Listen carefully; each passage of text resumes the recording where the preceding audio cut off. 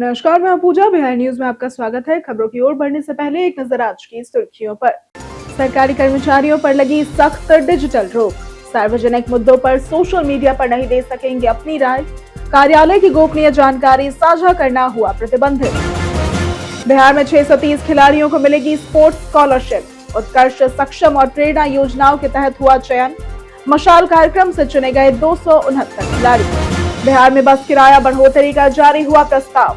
10 से 15% तक हो सकती है बढ़ोतरी। परिवहन विभाग ने मांगे हैं आपत्ति और सुझाव। बिहार पॉलिटेक्निक में नामांकन प्रक्रिया हुई शुरू। 46 सरकारी पॉलिटेक्निक संस्थानों में अभ्यर्थी कर सकते हैं आवेदन। 21 अप्रैल है आवेदन की अंतिम तारीख। ऑरेंज कैप लीडर बोर्ड में शीर्ष पर पहुंचे बिहार के वैभव सूर्यवंशी। 26 गेंदों में खेली 78 रनों की तेज पारी। 8 चौके और 7 छक्के रहे शामिल। चलिए अब बढ़ते हैं शाम तक की बड़ी खबरों की ओर विस्तार से। बीपीएससी टीआरई 4 वैकेंसी को लेकर पटना में अभ्यर्थियों का अनशन जारी। बीपीएससी टीआरई 4 की वैकेंसी जारी न होने से अभ्यर्थियों में आक्रोश बढ़ गया है। पटना के गर्दनीबाग धरना स्थल पर हजारों अभ्यर्थियों ने बीते दिन शुक्रवार को प्रदर्शन किया और छात्र नेता दिलीप कुमार ने आमरण अनशन करते हुए अन्न जल त्याग दिया। उनका आरोप है कि बीपीएससी द्वारा अधियाचना मिलने के बावजूद विज्ञापन जारी नहीं किया जा रहा है।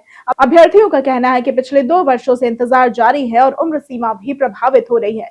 सरकार और शिक्षा विभाग पर गुमराह करने के आरोप लगे हैं। पटना में बड़े आंदोलन की चेतावनी दी गई है। कई लोगों के बीमार पड़ने के बावजूद अनशन अभी भी जारी है। सरकारी कर्मचारियों पर लगी सख्त डिजिटल रोक।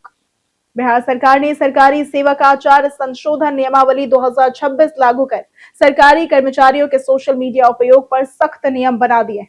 अब कर्मचारी बिना अनुमति सरकार, न्यायपालिका या सार्वजनिक मुद्दों पर सोशल मीडिया पर राय नहीं दे सकेंगे। फर्जी पहचान से अकाउंट चलाना, सरकारी ईमेल या मोबाइल का निजी उपयोग और कार्यालय की गोपनीय जानकारियों को साझा करना प्रतिबंधित कर दिया गया है। राजनीतिक, धार्मिक या भड़काऊ पोस्ट पर भी रोक है। कार्यालय में वीडियो या रील बनाना भी मना हो चुका है और प्रतियोगी परीक्षाओं के लिए एनओसी की सीमा घटा दी गई है। उल्लंघन पर विभागीय कार्रवाई होगी। उद्देश्य प्रशासनिक अनुशासन और डिजिटल जवाबदेही को बढ़ाना है। बिहार में 630 खिलाड़ियों को मिलेगी स्पोर्ट्स स्कॉलरशिप। बिहार राज्य खेल प्राधिकरण ने 630 खिलाड़ियों को स्पोर्ट्स स्कॉलरशिप के लिए चयनित किया है। यह चयन उत्कर्ष सक्षम और प्रेरणा योजनाओं के तहत किया गया है, जिनमें क्रमशः 19, 178 और 433 खिलाड़ी शामिल हैं। इनमें 269 खिलाड़ी मशाल कार्यक्रम से चुने गए हैं। चयनित खिलाड़ियों को मुख्यमंत्री द्वारा पाटलिपुत्र स्पोर्ट्स कॉम्प्लेक्स में सर्टिफिकेट प्रदान किया जाएगा और महानिदेशक रविंद्रन शंकरन के अनुसार ये स्कॉलरशिप 2026-27 सत्र के लिए है, जिससे खिलाड़ी ट्रेनिंग किट, भोजन और कोचिंग फीस का खर्च उठा सकेंगे। प्रेरणा योजना में 3 लाख, सक्षम में 5 लाख और उड़ान योजना में 20 लाख तक की सहायता दी जाएगी। बिहार में बस किराया बढ़ोतरी का जारी हुआ प्रस्ताव। बिहार में बस किराए में 10 से 15% बढ़ोतरी का प्रस्ताव जारी किया गया है, जिस पर परिवहन विभाग ने आपत्ति और सुझाव मांगे हैं। 5 साल बाद किराया संशोधन हो रहा है और अंतिम निर्णय 1 महीने में लिया जाएगा। साधारण, डीलक्स, एसी और वॉल्वो बसों के किराए में प्रति किलोमीटर दरें बढ़ाने का सुझाव दिया गया है। कम दूरी से लंबी दूरी तक 10 से 15% तक वृद्धि प्रस्तावित है। सिटी बसों के किराए में भी बदलाव की योजना है, जिससे यात्रा महंगी हो सकती है। मुजफ्फरपुर समेत कई रूटों पर किराया बढ़ने का अनुमान लगाया जा रहा है और फेडरेशन बैठक में सुझावों पर चर्चा होगी। बिहार कृषि ऐप से मोबाइल पर मिलेगी खाद की जानकारी। बिहार सरकार ने किसानों के लिए एक नई सुविधा शुरू की है, जिसके तहत अब किसान अपने मोबाइल पर खाद की उपलब्धता की जानकारी देख सकेंगे। कृषि मंत्री रामकृपाल यादव ने बिहार कृषि ऐप में इस सुविधा का शुभारंभ किया। इसके माध्यम से किसान अपने आसपास की दुकानों में यूरिया, डीएपी सहित विभिन्न उर्वरकों का स्टॉक देख पाएंगे। इससे दुकानदारों की मनमानी, जैसे कि स्टॉक होने के बावजूद उपलब्ध नहीं बताने पर रोक लगेगी। सरकार का दावा है कि ये सुविधा देने वाला बिहार का पहला राज्य है और इससे पारदर्शिता बढ़ेगी और कालाबाजारी व जमाखोरी पर भी प्रभावी नियंत्रण होगा। करीब 9.35 लाख किसान इस ऐप का उपयोग कर रहे हैं। सीएम आवास पर जदयू की महत्वपूर्ण बैठक हुई संपन्न। नीतीश कुमार के सरकारी आवास पर जदयू के वरिष्ठ नेताओं की महत्वपूर्ण बैठक हुई, जिसमें बिहार की वर्तमान राजनीतिक स्थिति और नई सरकार के गठन को लेकर विस्तार से विचार और विमर्श किया गया। इस बैठक में नीतीश कुमार, मंत्री विजेंद्र यादव, विजय कुमार चौधरी और कार्यकारी राष्ट्रीय अध्यक्ष संजय झा सहित कई नेता शामिल हुए। मीडिया में चल रही खबरों के अनुसार करीब 2 घंटे चली इस बैठक में मंत्रिमंडल गठन, गठबंधन में भूमिकाओं का बंटवारा, भाजपा के मुख्यमंत्री चेहरे और नीतिगत फैसलों पर चर्चा हुई। विकास कार्यों और सरकार संचालन की रूपरेखा पर भी विचार हुआ। नेताओं ने मीडिया से कोई स्पष्ट बयान नहीं दिया, जिससे सियासी सस्पेंस अभी भी बरकरार है। ये बैठक बिहार में सत्ता समीकरण और नई सरकार की दिशा तय करने के लिहाज से बेहद अहम मानी जा रही है। राज्य के चौक चौराहों पर खुलेंगी ताजी मछली की दुकानें। राज्य में चौक चौराहों पर मछली की दुकानें खोली जाएंगी, जहां ताजी और जीवित मछलियां मिलेंगी। जीविका दीदियों को सुधा बूथ संचालन दिया जाएगा।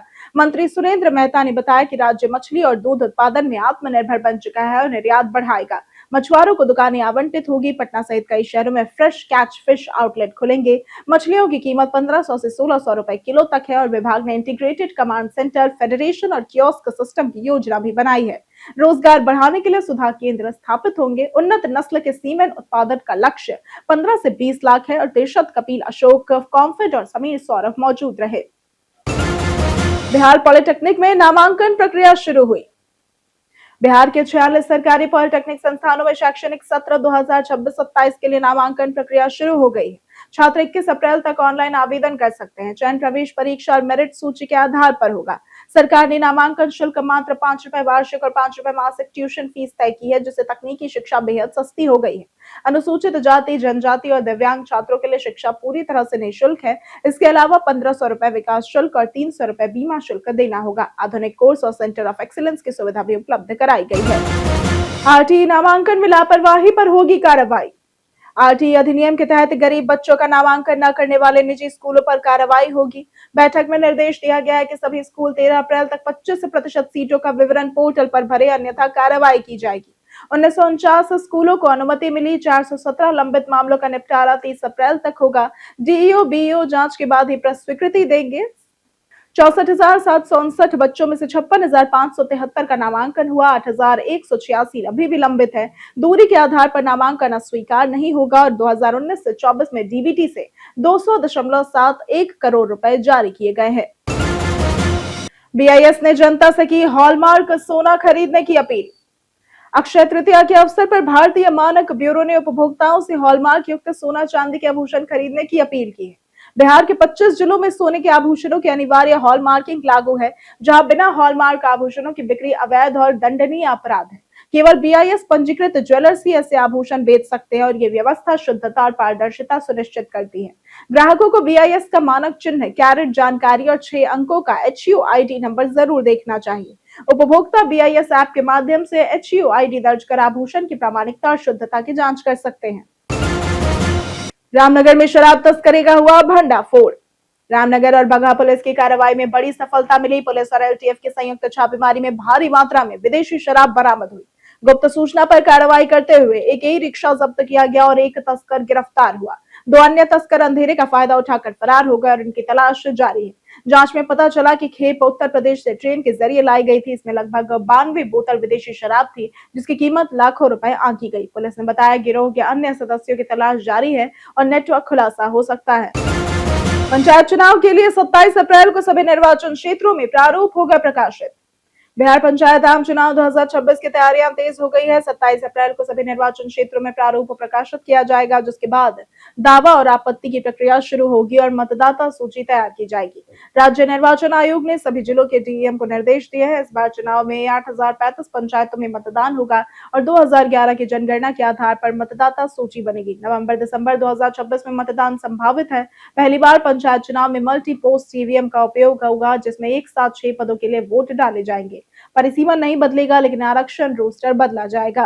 गोपालगंज में 80 करोड़ का बड़ा घोटाला हुआ उजागर। बिहार के गोपालगंज जिले में आस्था नामक निजी कंपनी द्वारा बड़ा निवेश घोटाला सामने आया है।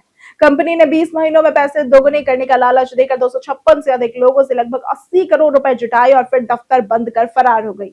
2023 में शुरू हुई इस योजना में ग्रामीण व्यापारी और किसानों ने अपनी जमा पूंजी, जमीन और गहने तक निवेश कर दिए। शुरुआती दौर में छोटे रिटर्न देकर भरोसा बनाया गया। अचानक दफ्तर बंद होने पर ठगी का खुलासा हुआ और पुलिस ने मामला दर्ज कर जांच शुरू कर दी है और आरोपियों की तलाश जारी है।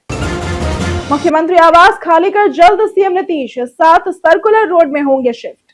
बिहार की राजनीति में चल रही हलचल के बीच नीतीश कुमार के हालिया कदम चर्चा में है। सूत्रों के अनुसार राज्यसभा सांसद बनने के बाद उन्होंने एक अड़े मार्ग स्थित मुख्यमंत्री आवास खाली कर 7 सर्कुलर रोड स्थित आवास में शिफ्ट होने का निर्णय लिया है, जहां सामान स्थानांतरित किया जा रहा है। यह आवास पहले से मुख्यमंत्री कार्यालय के रूप में उपयोग होता रहा है और आधुनिक भूकंप रोधी सुविधाओं से लैस बताया जाता है। इससे उनके इस्तीफे की अटकलें तेज हो रही है, लेकिन माना जा रहा है कि वे दिल्ली भी जा सकते हैं और लालू प्रसाद यादव के पड़ोसी बन सकते हैं। ऑरेंज कैप लीडर बोर्ड में शीर्ष पर पहुंचे बिहार के Vaibhav Suryavanshi. Indian premiere league में खेले गए आईपीएल के 16वें मैच में रॉयल चैलेंजर्स बेंगलुरु ने राजस्थान रॉयल्स को 202 रनों का लक्ष्य दिया। गुवाहाटी के बरसापारा स्टेडियम में राजस्थान ने टॉस जीतकर गेंदबाजी चुनी। आरसीबी ने 20 ओवर में 8 विकेट पर 201 रन बनाए। जवाब में वैभव सूर्यवंशी ने 26 गेंदों में 78 रन की तेज पारी खेली, जिसमें 8 चौके और 7 छक्के शामिल रहे। वैभव ने 15 गेंदों में अर्धशतक पूरा किया और ऑरेंज कैप लीडर बोर्ड में शीर्ष पर पहुंच गए और मैच में शानदार प्रदर्शन चर्चा में रहा। राजस्थान ने पीछा जारी रखा, लेकिन दबाव बढ़ा। बीते दिन हमारे द्वारा पूछे गए सवाल का जवाब आप लोगों में से बहुत लोगों ने हमारे कमेंट सेक्शन में लिख कर दिया है। जिन्होंने हमारे द्वारा पूछे गए सवाल का जवाब दिया है उनके नाम है कुणाल कुमार, राम बाबू दास, प्रियंका कुमारी, हरेंद्र सिंह, अनवर करीम खान, राकेश मिश्रा, मनोज दास, राजेश मांझी, राजकिशोर महतो, नरेंद्र कुमार, कुश कुमार यादव, नवीन कुमार, रंजीत मिश्रा, लक्ष्मी मेहता, बाबूलाल मरांडी, रवि मोहन वर्मा, मनोज कुमार दास, रंजीत यादव, विजेंद्र सिंह, दीपक कुमार, नौशाद रजा, नीतीश कुशवाहा, परवेज अंसारी और कौशलेंद्र कुमार। इसी के साथ बढ़ते हैं आज के सवाल की ओर। आज का सवाल है, वर्तमान समय में सुविधा के हिसाब से आप खाना पकाने के लिए किसे बेहतर मानते हैं, एलपीजी सिलेंडर या फिर इंडक्शन? आप अपना जवाब हमें हमारे कमेंट सेक्शन में लिखकर जरूर बताएं। आज के लिए सिर्फ इतना ही। बिहार के तमाम खबरों के साथ बने रहने के लिए देखते रहें बिहारी न्यूज, और साथ ही अगर आप यूट्यूब चैनल पर देख रहे हैं तो चैनल को सब्सक्राइब करें, और अगर आप फेसबुक पेज पर देख रहे हैं तो लाइक और फॉलो जरूर करें।